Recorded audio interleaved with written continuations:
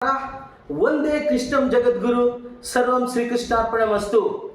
ಬನ್ನಿ, ನಾನು doctor Dasari Govinda, advocate, Supreme Court of India. ನಾನು ಇವತ್ತು ಕರ್ನಾಟಕದ ಒಂದು ಪ್ರತಿಷ್ಠಿತ ಜಿಲ್ಲೆಯಾಗಿರ್ತಕ್ಕಂತಹ ತುಮಕೂರಲ್ಲಿದ್ದೀನಿ. ವಿಶೇಷವಾಗಿ ತುಮಕೂರಿನ ವಿಶ್ವವಿದ್ಯಾಲಯದಲ್ಲಿದ್ದೀನಿ. ನೋಡಿ, ಭಾರತೀಯ ಸಂಸ್ಕೃತಿಯ ಪ್ರಕಾರ ಭಾರತೀಯ ಸಂಸ್ಕೃತಿಯನ್ನು ಇಡೀ ಪ್ರಪಂಚವೇ ಅನುಕರಣಿಸ್ತಾ ಇದೆ. ಯಾಕೆಂತ ಹೇಳಿದ್ರೆ, ಮಾತೃದೇವೋಭವ ಅಂತ ಹೇಳಿದ್ದು ಭಾರತೀಯ ಸಂಸ್ಕೃತಿ, ಪಿತೃದೇವೋಭವ ಅಂತ ಹೇಳಿದ್ದು ಭಾರತೀಯ ಸಂಸ್ಕೃತಿ. ಅಷ್ಟೇ ಅಲ್ಲ, ಆಚಾರ್ಯ ದೇವೋಭವ ಅಂತ ಹೇಳಿರ್ತಕ್ಕಂಥದ್ದು ಕೂಡ ಭಾರತದ ಸಂಸ್ಕೃತಿ. ಹೀಗಾಗಿ ಇವತ್ತು ಯೂನಿವರ್ಸಿಟಿಯ ವೈಸ್ ಚಾನ್ಸಲರ್ ಹತ್ರ ನಾನು ಇವತ್ತು ಇದ್ದೀನಿ.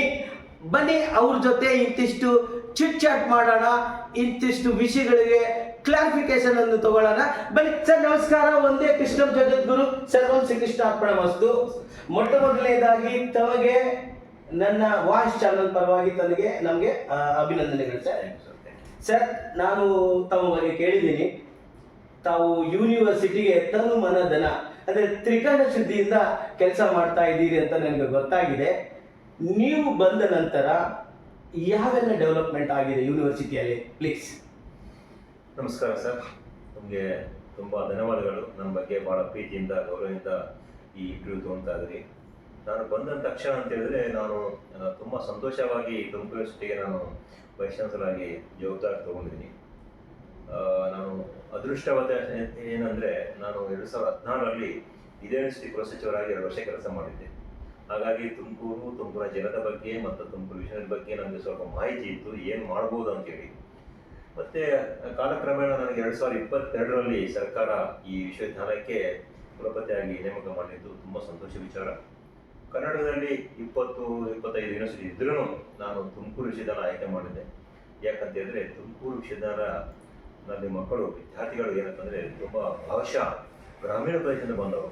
ತುಮಕೂರು ಜಿಲ್ಲೆಯಲ್ಲಿನ 90% ವಿದ್ಯಾರ್ಥಿಗಳು ಗ್ರಾಮೀಣ ಪ್ರದೇಶದಿಂದ ಬಂದವರು, ತುಂಬ ಬಡವರು ಮತ್ತು ರೈತರ ಫ್ಯಾಮಿಲಿಯಿಂದ ಬಂದವರು. ಆ ಮಕ್ಕಳಿಗೆ ಏನನ್ನ ಸಹಾಯ ಮಾಡಬೇಕು, ಆ ಮಕ್ಕಳ ಭವಿಷ್ಯತ್ತು ನಿರ್ಮಾಣ ಮಾಡಬೇಕು ಅಂತೇಳಿ ನಾನು ಜವಾಬ್ದಾರಿ ತಗೊಂಡೆ.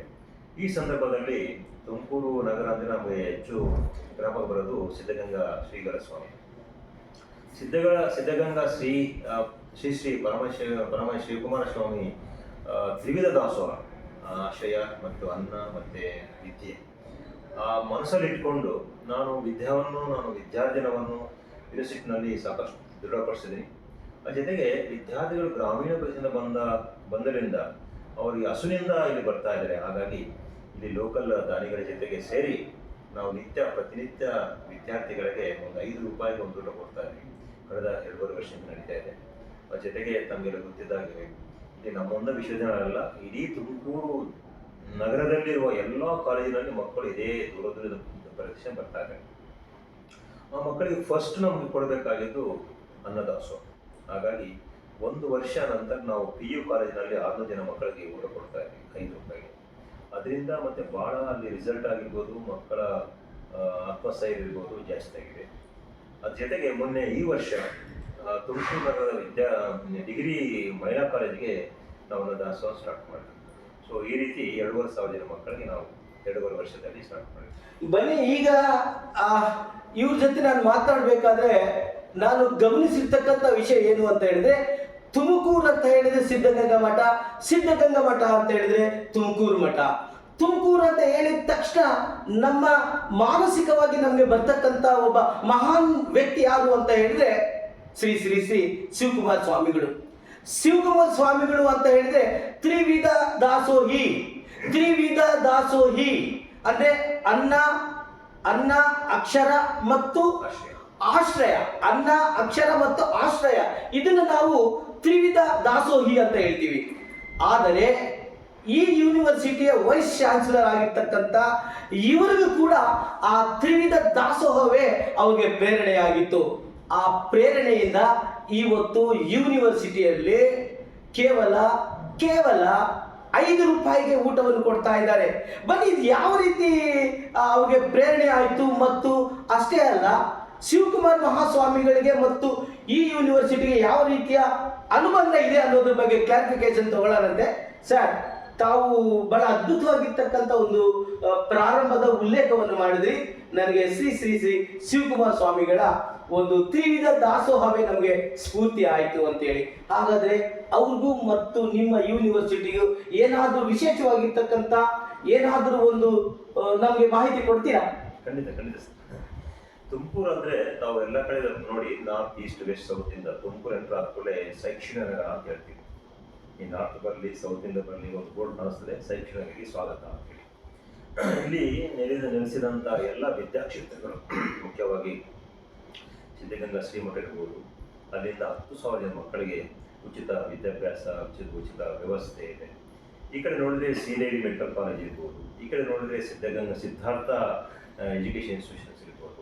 ಈ ರೀತಿ ಎಲ್ಲ ವಿದ್ಯಾಕ್ಷೇತ್ರಗಳು ನಿಜವಾಗ್ಲೂ ಅಂದರೆ ತುಮಕೂರು ನಗರಕ್ಕೆ ಬೇಕಾಗಿದ್ದ ಶಿಕ್ಷಣವನ್ನು ಕೊಡ್ತಾ ಬಂದಿದೆ ಅವರು.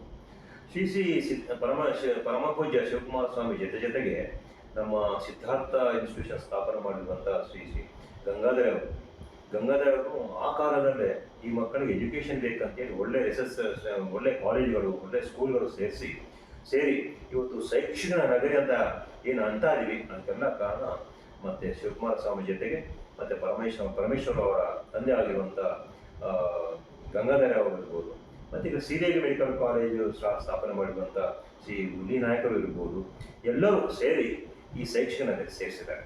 ನಮಗೆ ಯಾವ ರೀತಿ ಪ್ರೇರಣೆ ಆಯಿತು, ಯಾವ ರೀತಿ ಸ್ಫೂರ್ತಿ ಆಯಿತು ಅಂತ ಹೇಳಿದಾಗ, ನಮಗೆ ಇಲ್ಲಿ ನೋಡಿದಾಗ ಮಕ್ಕಳಿಗೆ ಬರೀ ಕ್ಲಾಸ್ ರೂಮ್ ಎಜುಕೇಷನ್ ಕೊಟ್ಟರೆ ಅವ್ರು ಸಾಕಾಗೋದಿಲ್ಲ, ಲೈಫಲ್ಲಿ ಸಕ್ಸಸ್ ಆಗಬೇಕು. ಏನು ಸಕ್ಸಸ್ ಆಗಬೇಕಂತ ಹೇಳಿದ್ರೆ ಅವ್ರಿಗೆ ಸೆಲ್ಫ್ ಕಾನ್ಫಿಡೆನ್ಸ್ ಕ್ರಿಯೇಟ್ ಮಾಡಬೇಕು. ಸೆಲ್ಫ್ ಕಾನ್ಫಿಡೆನ್ಸ್ ಕ್ರಿಯೇಟ್ ಮಾಡಬೇಕಂದ್ರೆ ಏನು ಬೇಕಂದ್ರೆ ಬೇಸಿಕ್ ನೀಡ್ಸ್ ಫುಲ್ಫಿಲ್ ಮಾಡಬೇಕು. ನಾವು ಬೇರೆ ಬೇರೆ ದೂರಿಂದ ಬಂದವರು, ಹಳ್ಳಿ ಊರಿಂದ ಬಂದವರಿಗೆ ನಾವು ಬರೀ ಕ್ಲಾಸ್ ರೂಮಲ್ಲಿ ಕೂರಿಸಿ ಪಾಠ ಮಾಡ್ತಾ ಇದ್ರೆ ಅವ್ರಿಗೆ ಮನಸ್ಸಿಗೆ ಹೋಗಲ್ಲ, ಮೈಂಡ್ ಹೋಗಲ್ಲ. ಹಾಗಾಗಿ ಅವ್ರು ಏನು ಬೇಕು ಅಂತ ನಾನು ಅರ್ಥ ಮಾಡಿಕೊಂಡು ಫಸ್ಟ್ ಹೊಟ್ಟೆ ತುಂಬಬೇಕು. ಅವರು ಹೊಟ್ಟೆ ತುಂಬಿದ್ರೆ ಕ್ಲಾಸಲ್ಲಿ ಇರ್ತಾರೆ.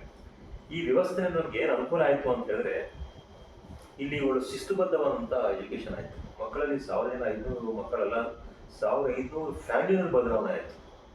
ಆ ರೀತಿ ನಾವು ಊಟ ವ್ಯವಸ್ಥೆ ಮಾಡ್ತಾ ಇದ್ವಿ. ಈ ಊಟದ ವ್ಯವಸ್ಥೆ ನೋಡ್ಕೊಂಡು ಜವಾಬ್ದಾರಿ ನೋಡ್ಕೊಂಡವರು ಪಾವಡ ರಾಮಕೃಷ್ಣ ಆಶ್ರಮದ ಶ್ರೀ ಶ್ರೀ ಜಪಾನಂದ ಸ್ವಾಮೀಜಿಯವರು ಇಲ್ಲಿ ಬಂದು ಮಕ್ಕಳಿಗೆ ಮೀಟಿಂಗ್ ಮಾಡಿ, ನಾನು ಊಟ ವ್ಯವಸ್ಥೆ ಮಾಡ್ತಾನೆ, ಹೇಗಿರಬೇಕು ಊಟ ಅಂತ ಹೇಳಿದ್ರೆ ಪ್ರಸಾದ ರೀತಿ ತಗೋಬೇಕು. ನಿಮ್ಮ ಮಕ್ಕಳಿಗೆ ತಾವು ತೊಗೊಂಡಿದ್ದ ತಟ್ಟೆ ತಾವೇ ತೊಳಿಬೇಕು.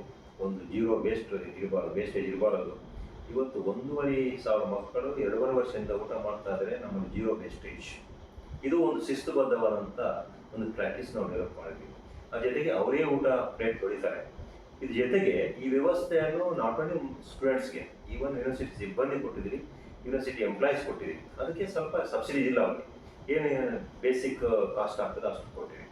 ಆ ರೀತಿ ನಮ್ಮ ಮಕ್ಕಳ ಜೊತೆಗೆ ಟೀಚರ್ಸ್ನು ಸೇರಿಕೊಂಡು ಊಟ ಮಾಡೋ ಟೈಮಲ್ಲಿ ಅವರು ಮಕ್ಕಳ ಜೊತೆ ಊಟ ಮಾಡಿ ಅವರು ಪ್ಲೇಟ್ ತೊಳೆದು ಈ ಸಂಬಂಧ ಜಾಸ್ತಿ ಆಯ್ತು. ಮಕ್ಕಳ ಟೀಚರ್ಸ್ ಸಂಬಂಧ ಜಾಸ್ತಿ ಆಯ್ತು.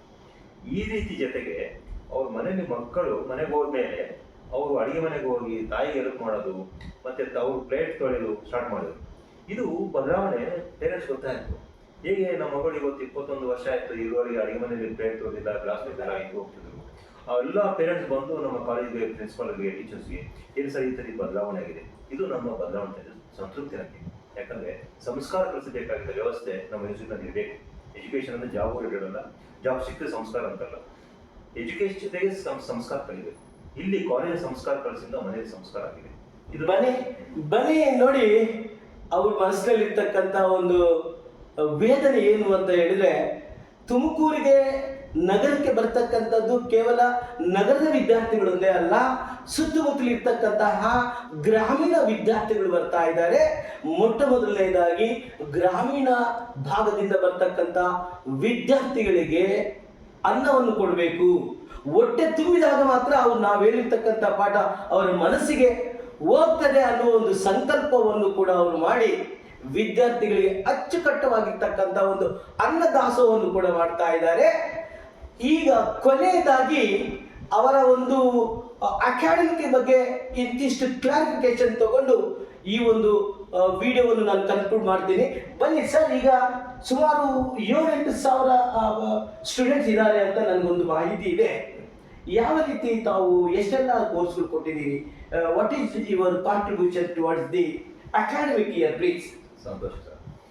ನಮ್ಮ ಮಕ್ಕಳಿಗೆ ನಗರ ಪ್ರದೇಶ ಮಕ್ಕಳಿಗೆ ಏನು ಸೌಲಭ್ಯಗಳು ಸಿಗ್ತದೋ ಅದೇ ರೀತಿ